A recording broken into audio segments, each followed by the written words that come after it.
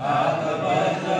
ध्वजा विराजे कांधे मूंज जनेऊ साजे शंकर सुवन केसरी नंदन तेज प्रताप महाजगवंदन विद्यावान गुणी अति चातुर राम काज करिबे को आतुर प्रभु चरित्र सुनिबे को रसिया राम लखन सीता मन बसिया सूक्ष्म रूप धरि सिंह दिखावा विकट रूप धरि लंक जरावा भीम रूप धरि असुर संहारे रामचंद्र के काज सवारे लाए संजीवन लखन जियाए श्री रघुवीर रसिउर लाए रघुपति किन्नी बहुत बड़ाई तुम मम प्रिय भरत सम भाई सब जन तुम लोचस गावे अस करि श्रीपति कंठ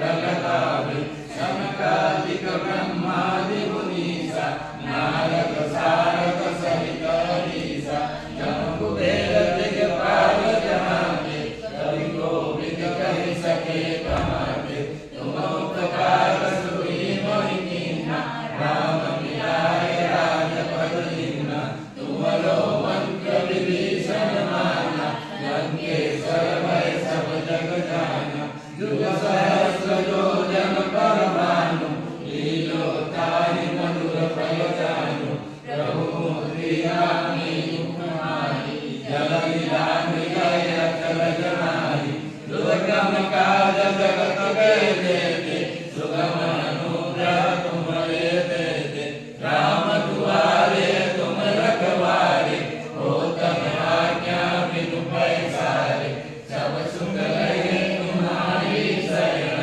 तुम रक्षक काहू को डरना